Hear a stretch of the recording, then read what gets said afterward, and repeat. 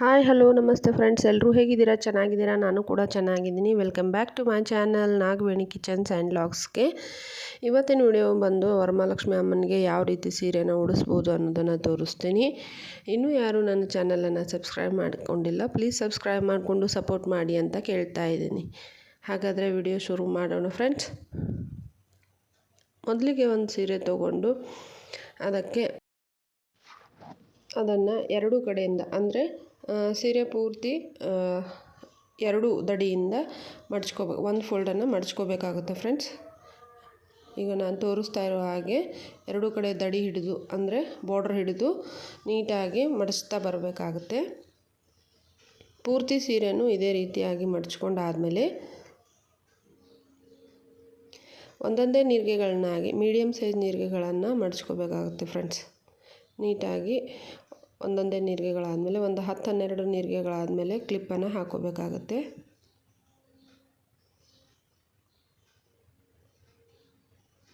ತುಂಬಾ ಚೆನ್ನಾಗಿ ಕಾಣಿಸುತ್ತೆ, ಸರಳನೂ ಹೌದು ಫ್ರೆಂಡ್ಸ್.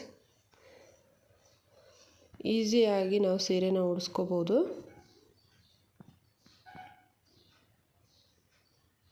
ಈ ಥರನಾಗಿ ಎರಡು ಕಡೆ ಎರಡು ಬಾರ್ಡ್ರಿಗೆ ಕ್ಲಿಪ್ಪನ್ನು ಹಾಕ್ಕೊಂಡಾದಮೇಲೆ ಮಧ್ಯಕ್ಕೂ ಒಂದು ಕ್ಲಿಪ್ಪನ್ನು ಹಾಕ್ಕೊಂಡು ನಂತರದಲ್ಲಿ ಮತ್ತೆ ಇನ್ನೂ ಉಳಿದ ನೀರಿಗೆಗಳನ್ನು ಮಾಡ್ತಾ ಬರಬೇಕಾಗುತ್ತೆ.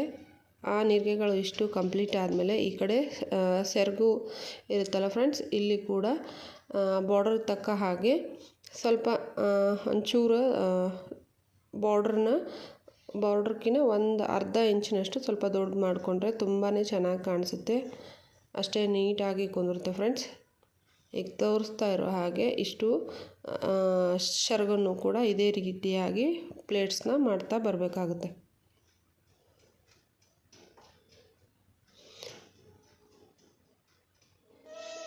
ಇಲ್ಲಿ ನಾನು ಗುಂಡ್ಪಿನ್ನು ಅಥವಾ ಸೇಫ್ಟಿ ಪಿನ್ನನ್ನು ಯೂಸ್ ಮಾಡಿಕೊಂಡು ಸೆರಗನ್ನು ನೀಟಾಗಿ ಫೋಲ್ಡ್ ಮಾಡಿದಾದಮೇಲೆ ಈ ರೀತಿ ಕಾಣಿಸುತ್ತೆ ಫ್ರೆಂಡ್ಸ್.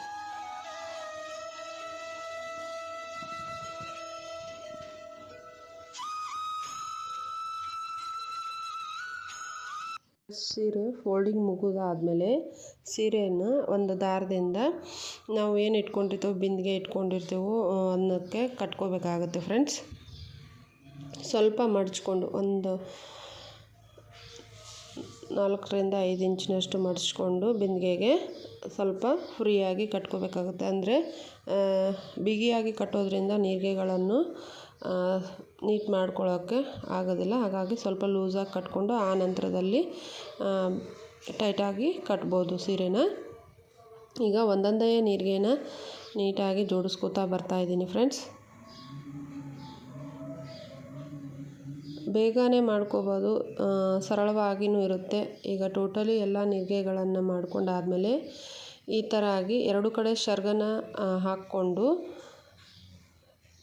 ಒಂದೇ ಸ್ಟೆಪ್ಪು ಈ ಥರ ವಿ ಶೇಪಲ್ಲಿ ಸೆರಗನ್ನು ಹಾಕ್ಕೊಂಡ್ರು ತುಂಬಾ ಚೆನ್ನಾಗಿ ಕಾಣುತ್ತೆ, ನೀಟಾಗಿ ಕಾಣಿಸುತ್ತೆ ಫ್ರೆಂಡ್ಸ್.